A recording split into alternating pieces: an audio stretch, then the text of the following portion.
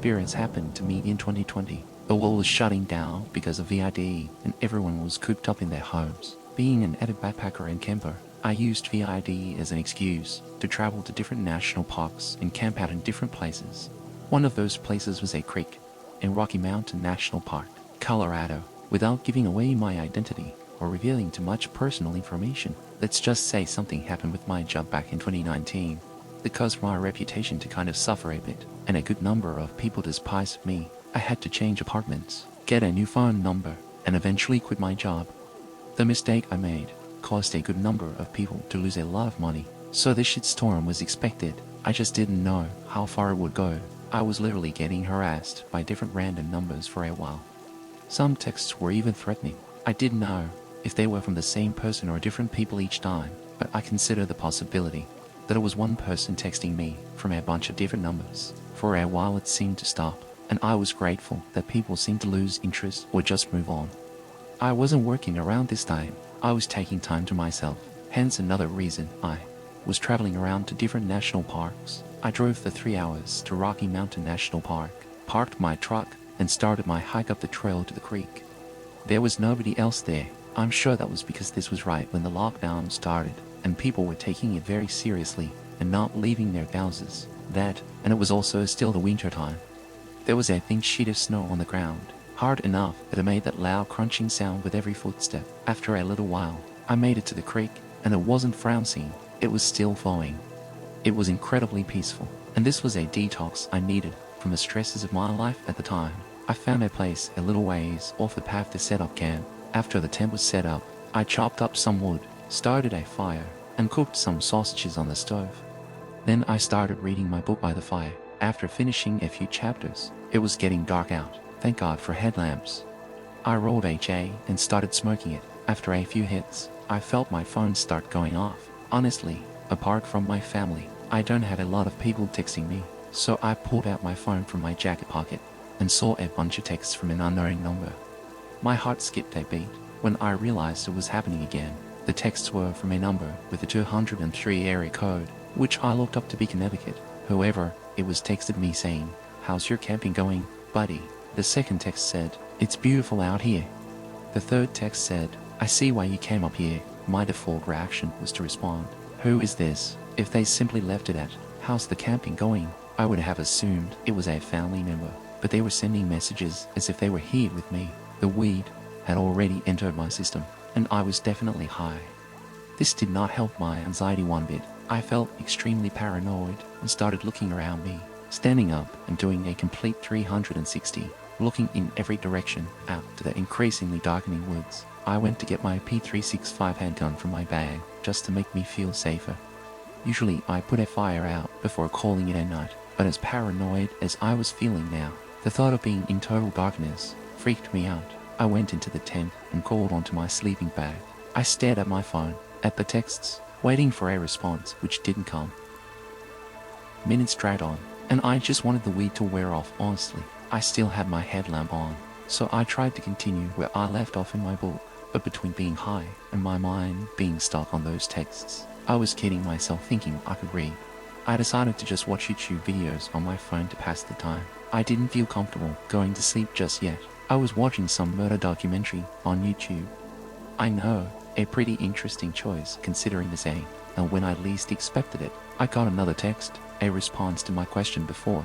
They responded, "Doesn't matter anymore." My heart started racing all over again. I replied back, "How did you know I'm camping?" But once again, no response after this. The anxiety of this situation was weighing heavier and heavier on me. Was this a prank by a friend or a family member? Or was this one of those people harassing me again? But if it was the latter, how would they know I'm camping? That's the really uncomfortable part. I managed to kill an hour just watching videos on my phone, and I noticed the glow from the fire outside was growing dimmer and dimmer as the fire died down to almost nothing. In the winter time, without the sound of bugs, the woods are dead silent apart from wind on a windy night. The second a video would stop playing, the silence would become deafening. Usually I'd embrace the peace, but my peace was completely disturbed because of these texts. Something then broke the silence, the unmistakable sound of human footsteps in the snow. They approached my tent until they were only maybe 6 feet from outside the tent. Then the footsteps stopped. I had the gun tightly gripped in my hand. ready to turn the safety off, there was suddenly a flash from outside. It looked like someone briefly shined a flashlight at the tent, or they took a picture. I had my answer soon enough. I heard the person walk away now, before their footsteps slowly faded out to silence. And as I expected to have it in the back of my mind, my phone dinged and vibrated, and the number sent me a photo. The photo was of my tent. Following that was a text that said, "Have a good night's sleep." I can't explain it, but suddenly, it felt like I completely snapped out of the remainder of my height, and a bout of adrenaline and confidence overwhelmed me. I unzipped the tent and shot around into the air. The sound of footsteps running away in the snow in the not-so-far distance told me that it worked and scared the person off. But it also disturbed me even more, that would mean they were still hiding somewhere in the distance, watching. I screamed a threat into the air and climbed back inside my tent. I believe it worked, because there were no more texts and no more sounds of footsteps. I was awake for hours after, simply because the occurrence completely woke me up. I felt like I drank 3 cups of coffee. Eventually, I did fall asleep, and waking up to morning sunlight was a huge relief. Whoever followed me, they was not ready for me to pull a gun. I definitely don't seem the type of person that would own a gun, and I know that was my first time shooting a gun since buying it, and in fact, my only time to this day.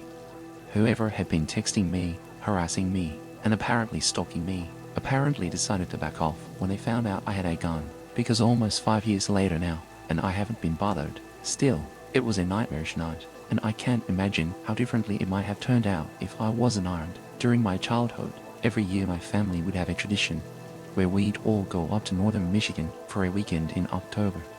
Our Uncle Jim used to own a 4-acre property up there. The house on the property could feed a lot of people, with 5 bedrooms and 3 bathrooms. 2 bedrooms were set up for my cousins and my siblings, so my brother and sister in one room, and our 4 cousins in another room. The other rooms were for all of our parents. My Uncle Jim has always been a big hunter and fisherman. He'd go on camping trips, specifically for hunting all around the country. My dad has gone camping with him a few times, even though he's an animal lover and would never harm a fly. Part of the 4 acres that my uncle owned was a big chunk of forest. He marked a line of trees with red paint to mark the property line. Being that was just forest owned by the county, I don't know. The nearest house in the direction was probably miles away. Me, my brother Adam, and my cousins Jake and Joe all came up with an idea at lunch when our dads were talking about hunting.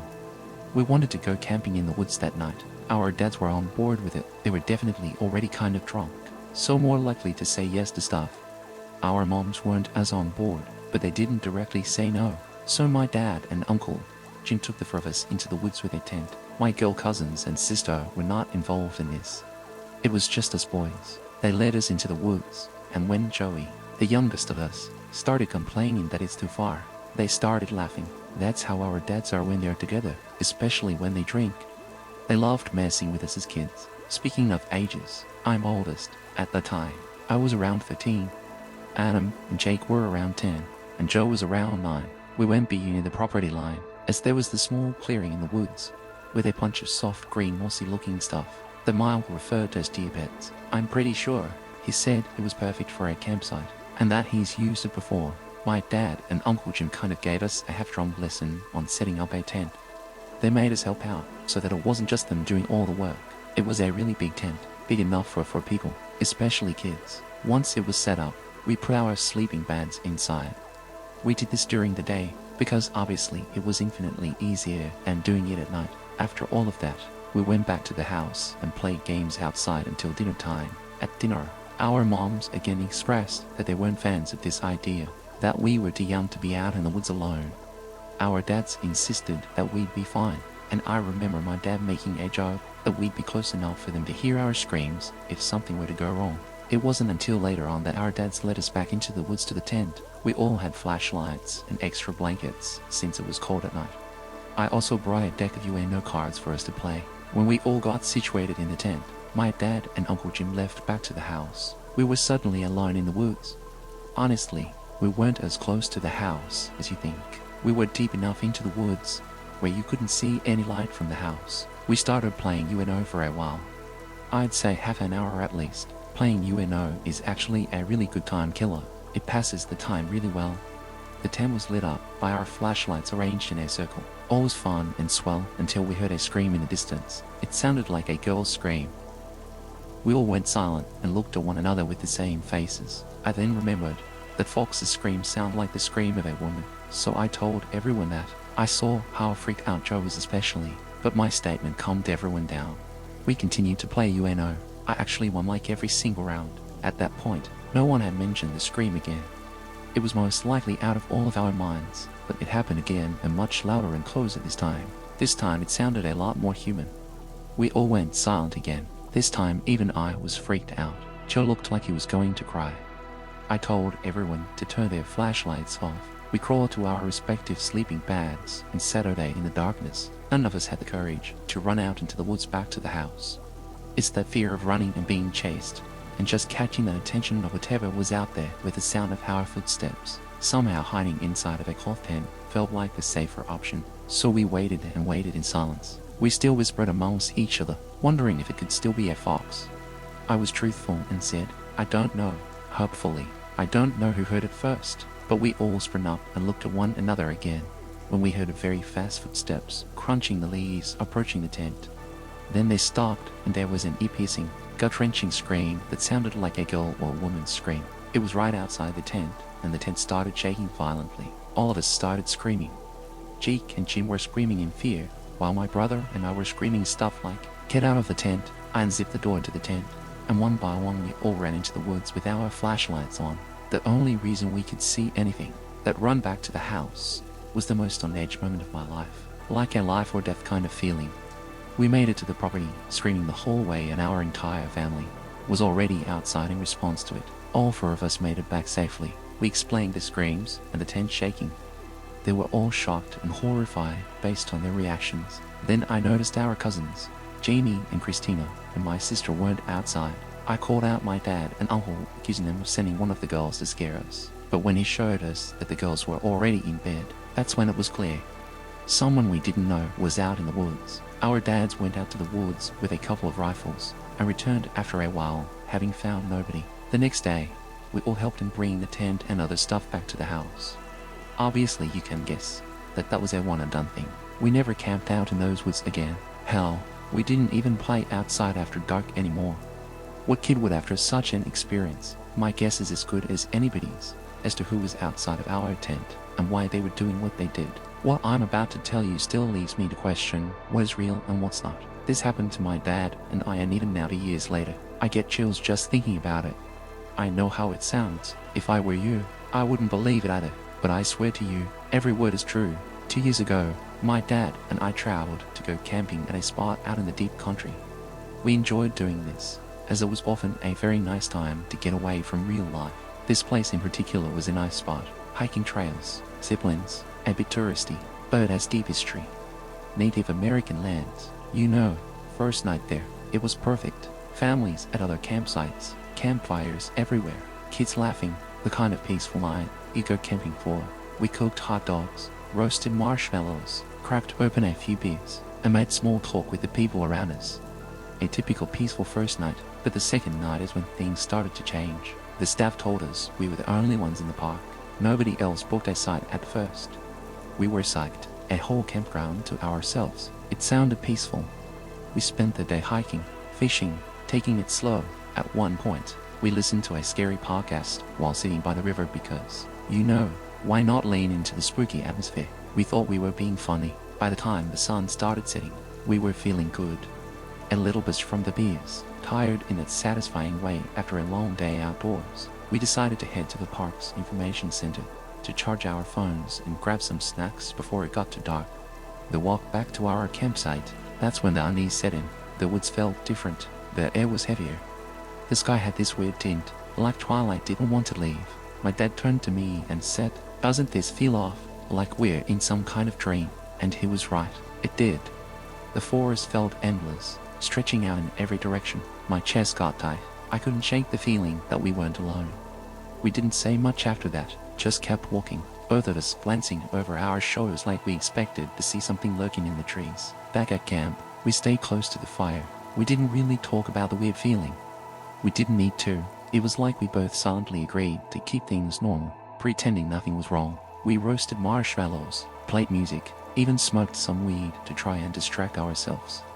Not the typical father-son moment you would expect, But by the time the sun dipped below the trees, we could no longer see what was in front of us, except for the fire. That's when the uneasy feeling had grown into something worse. As we Saturday by the campfire and roasted some s'mores, I want to say at about 9 o'clock, we heard a noise. It was a bang, as if a tree fell. It came out of nowhere, loud and close. It echoed through the woods, from the direction of the river. Maybe 100 yards away. We grabbed our flashlights and pointed them toward the sound, but there was nothing. No movement, no glowing eyes, nothing. Bigfoot, we joked, nervous laugh slipping out, but neither of us believed it. A few minutes passed, then it came again, louder this time, farther off, but the same sound.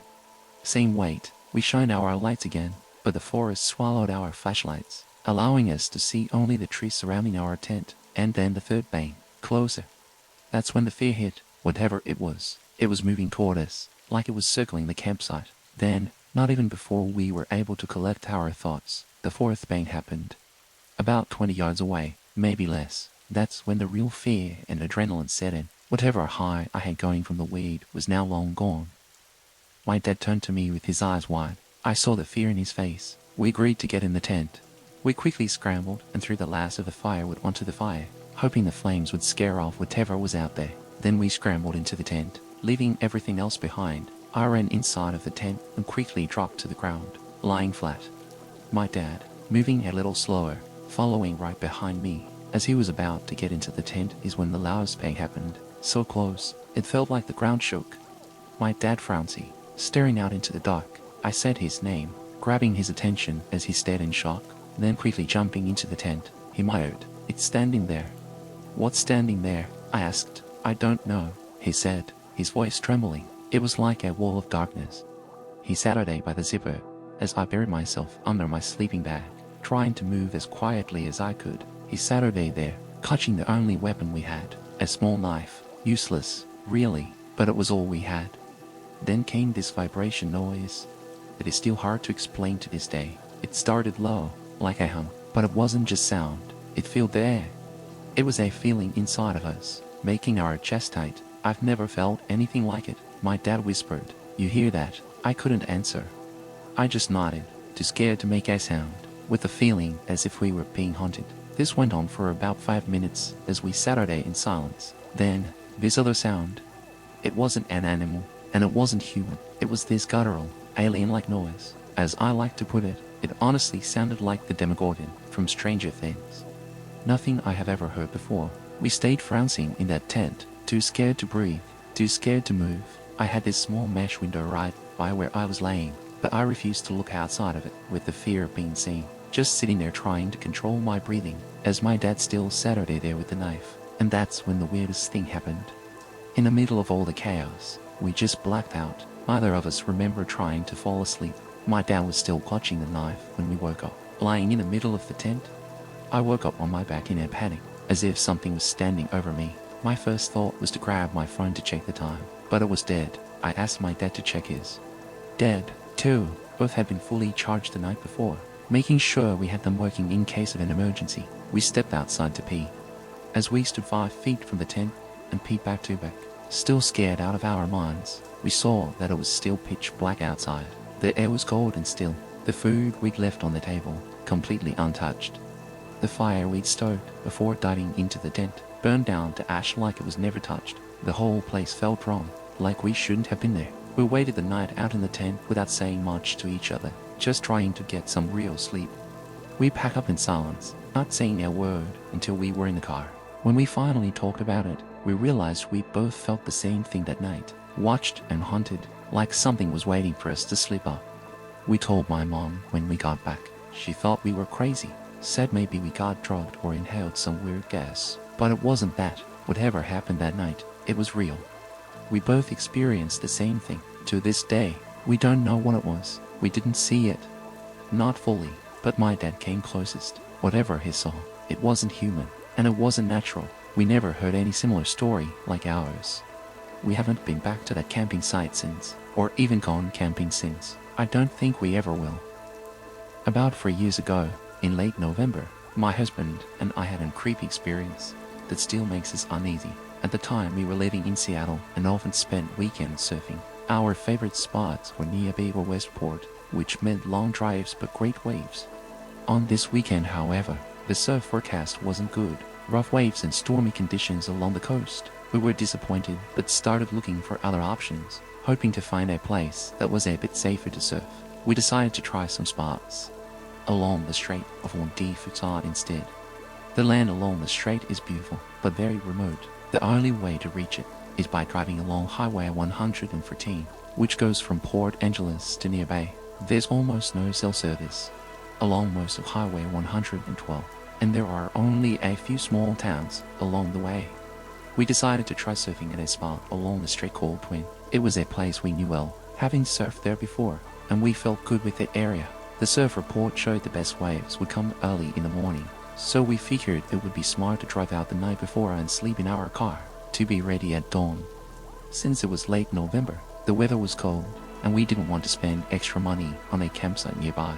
Instead, we planned to park our car along the beach at Twin, hoping for a quiet, peaceful night by the water. We guessed there would be no one else there, and we were right. We arrived around 3:30 p.m., and the only other people parked nearby were a young couple in their camper van. Nothing unusual happened between when we arrived and around 7 p.m. We parked, then cooked some dinner, and I took a short walk along the beach.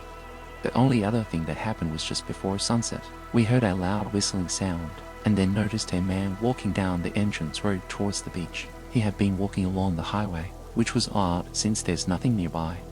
The highway is mostly empty, with no places to stop or walk to, and it's not a path people usually take. My husband and I found it really strange and a bit unsettling. As he walked along the beach, he said hello to the young couple, and they invited him to sit by their campfire for a while. The last time we saw them that night was when my husband and I decided to go to sleep around 8 p.m. About an hour later, I woke up and opened the car door a little to get some fresh air. I noticed that the young couple's camper van was gone, and for some reason, it made me feel a bit uneasy. It was strange, because we had seen them just a short time earlier, sitting by their campfire. I couldn't really explain why I felt that way, so I figured it was just because I was tired and tried to relax. I lay back down, but when I woke up again, it was nearly 1 p.m. This time, I sat up so quickly that I startled my husband, and he woke up too. He asked what was wrong, and I told him nothing, just that I woke up suddenly. He seemed calm and went back to sleep, but I stayed awake for about 15 minutes, trying to listen for any sound. Looking back, I think my gut feeling was telling me something wasn't right. Since I didn't hear anything, I lay back down and focused on trying to sleep. About 20 minutes later, I woke up again and saw that my husband was already awake. He was sitting very still, just listening to something outside. His silence and stillness made me feel uneasy, so I turned on the car lights and asked him what was going on. He whispered, someone was tapping on the windows. I remember feeling a deep sense of fear in the moment. A few hours later, when I woke up again, I noticed that the young couple in the camper van was gone. There's no one else camping here, I said. We quickly put on our shoes, grabbed flashlights and pepper spray, then opened the car doors. Everything was silent, completely dark. My husband walked towards the trees behind us to check, while I stayed by the car, shining my flashlight down onto the beach. I didn't see anyone, so I sat on the back bumper while he kept looking around. About 2 minutes later, my husband came back, walking quickly. We need to leave. There's a car parked by the exit road. It's just sitting there with the lights off and the engine running. In less than a minute, we threw everything from the front seats into the back where we'd been sleeping, started the car, and drove back up toward the entrance road. We drove out of there as fast as we could, but in the rush, my husband got disoriented and turned the wrong way, heading down the highway toward Nia Bay. As we drove the wrong way, we passed the exit road, and to our horror, there was the car again, now with its headlights on. It felt like time slowed down, as we both noticed it was speeding up behind us, getting closer. I could feel the tension building as we realized we weren't just imagining things. Someone was really following us. The highway was narrow, with forest on one side and the ocean on the other. Luckily, we saw a small turn out ahead, and then quickly turning the car left. As soon as we made the sharp left turn, the car following us just kept going down the highway in the same direction, not slowing down. We sped up, going about 90 miles per hour, trying to get back to Port Angeles as fast as possible. The entire drive back was tense, but no one followed us the rest of the way. The feeling of being watched and chased stayed with me. I still feel deeply creeped out when I think about the person or people in that car. and what their intentions were. My brother, 2 years older than me, has always been my camping partner. We've spent countless hours in the woods together, doing everything from building forts and BMX tracks to hunting and exploring. Since 2016, we've taken trips across the earth, exploring deep caves, hiking through canyons, and even climbing cliffs, whenever we get time off. Now, I think it's really important to say this, because there's nothing I wouldn't do or be scared of when he's with me. But this time was different, and we both sensed it. We've had plenty of adventures and stories to share, but this one has stayed with me like a shadow in my memory. We were both in our mid-20s, and it was 2019. It was probably my 5th time hunting in this area, but it was the first time I brought my brother along. The forest is huge, with only a few rough county roads that are mostly narrow to track paths stretching for miles. We packed up my truck with everything we needed, including 3 tents, one for each of us to sleep in and another as a space to change clothes and store our gear. The drive through the forest trails was long, with thick trees and brush on each side, and the roads were rough and windy. We were basically in the middle of nowhere, with the nearest main road probably 8 to 10 miles away. We arrived late at night, set up camp, and fell asleep after the long trip. The next day we spent time scouting and tracking, then returned to camp for the night. We cooked some dinner, ate, had a few drinks, and chatted for a while. It was still early, but after a long day, we decided to call it a night and went to sleep. Up to that point, everything felt completely normal. Then suddenly, I woke up to the sound of something hitting my tent, followed by my brother calling my name. I could tell right away something was wrong. I called back to him, and within seconds, he unzipped my tent and stepped inside. I could see he was really shaken. When I asked him what was wrong, he grabbed my shoulder and whispered, "SHHH, the sun hadn't come up yet." So it was probably around 4:30 or 5 in the morning. We sat there in silence inside my tent, trying to understand what was happening. Then we heard it. The sound that still confuses me to this day. The best way I can describe it is laughing of a woman, with different tones, almost like they were coming from somewhere far away. The sound would come and go, with only a few seconds of silence between each one. Then it changed from high-pitched squeals to very low noises that seemed to shake the ground. I'm sorry now that I didn't grab my phone and try to record it, but at the time, it didn't feel real and I was too shocked to think about it. The strange sounds kept going until the first light of day started to break.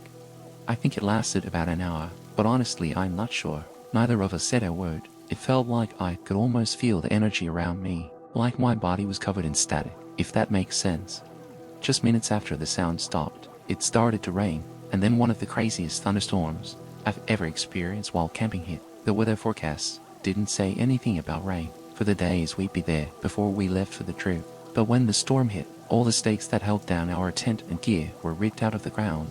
Both of our tents also had multiple stakes pulled out. We had hammered those stakes into the ground with an axe, and it would have taken a huge amount of force to pull even one of them out. My brother refuses to talk about it and says it was just machinery being dragged.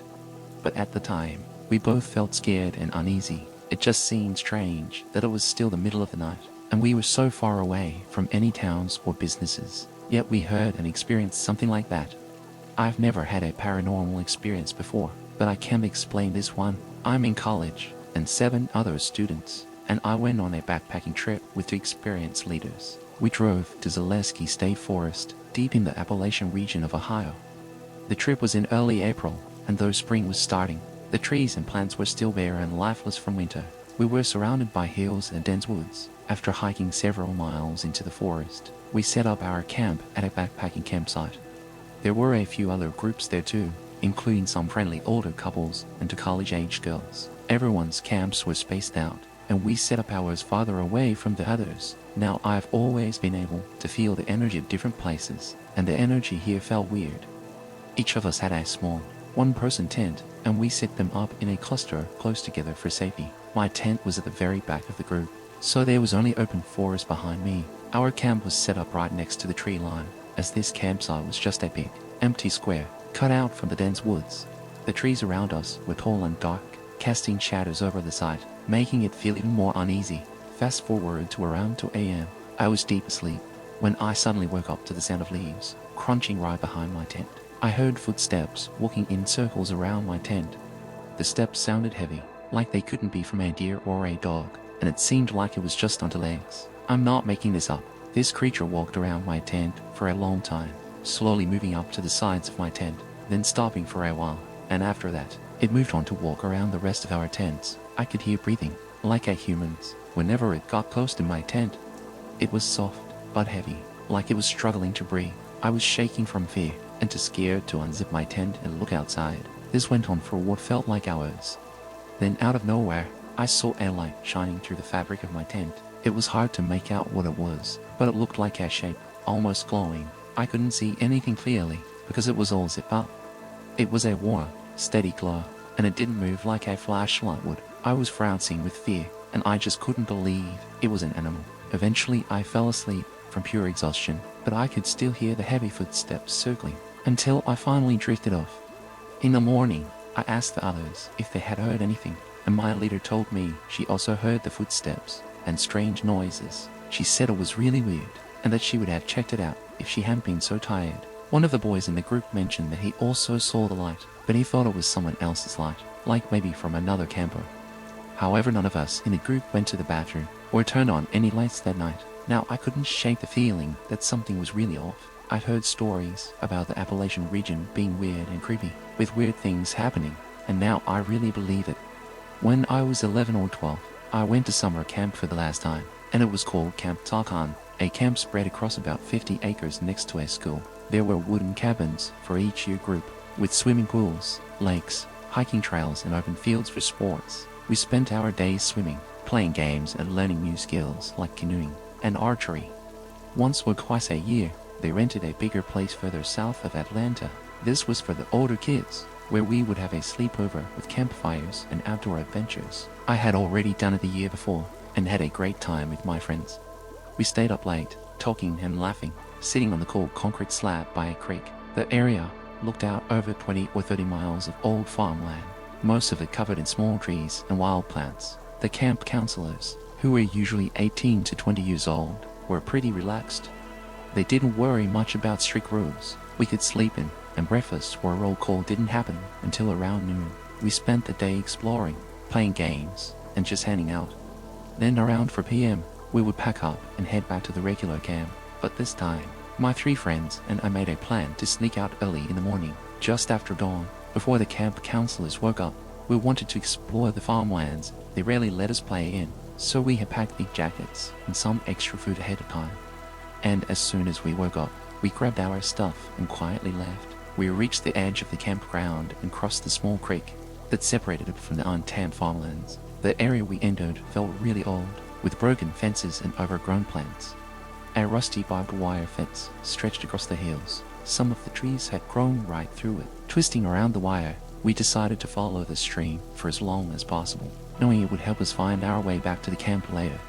But after about a mile, the stream dried up, and the landscape looked totally different. The wild pine trees gave way to neatly planted rows of corn, and it felt like our path had vanished. But with the sun rising and our excitement pushing us forward, we kept walking up a small hill that had appeared ahead of us. A man wearing a broad cap and overalls, clearly a farmer, spotted us as we reached the top of the hill. He looked surprised, but we were too far away for him to catch us or ask what we were doing, so we hurried away when he called out. After walking another mile through the tall cornfields, the landscape changed again, as if there were clear borders.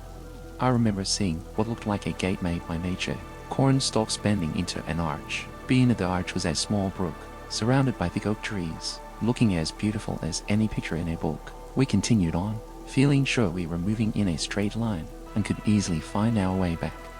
Our watches showed that only an hour and a half had passed. After that peaceful spot, the land changed to a steep, rocky climb over the next mile or two. It was full of sharp thorns, winding paths, and no clear way forward. After discussing whether to turn back and getting scratched by bushes, we finally reached a huge valley. It was strange to see unusual trees growing there, lined up in a way that seemed unnatural. Leading us further down, the trees had long, thin branches, and their bark had flaked off and settled on the ground below, revealing a smooth, pasty white surface underneath.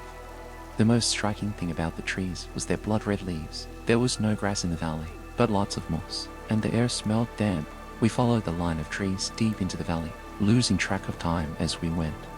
Near the very bottom of the valley, surrounded by those trees and nothing else, we found a 3-story Victorian-style house. But just as we spotted the house, it began to rain heavily, turning the valley into a muddy mess. Even from far away, the house looked old and worn, sagging from years of rain and decay.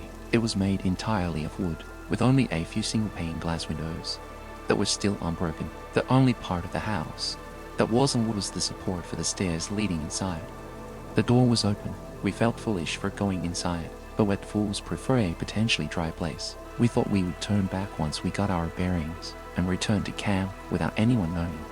As the leader of our group, I stepped inside the house first. I placed my foot on the first step, which felt hollow and weak, but still held my weight. The entrance was about 8 feet long and 6 feet wide, with a long staircase leading up to the second and third floors behind us.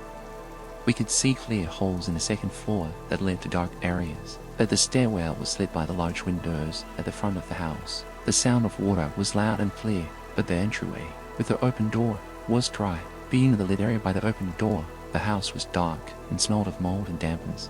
We took a moment to rest, while I set down my pack and pulled out my compass. I was checking our snacks when I heard it, a moan that sounded like the wind and rain, coming from somewhere at the top of the house. If it still had one, then I heard the loudest footsteps I have ever heard, thundering down the stairs.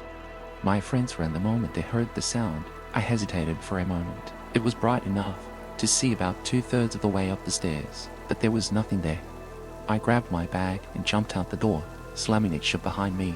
The wet wood felt soft in my fingers, like wet paper instead of old wood. When I took the last step, it broke under me, sending splinters everywhere. I ran up the hill after my friends, getting cuts and scrapes from the rain. As I ran, I heard the loud sound of the door being kicked open behind me, and it felt like it shook the whole valley. I don't even remember the trip back, except that we made it to camp around to be and managed to get a shaky late breakfast or lunch.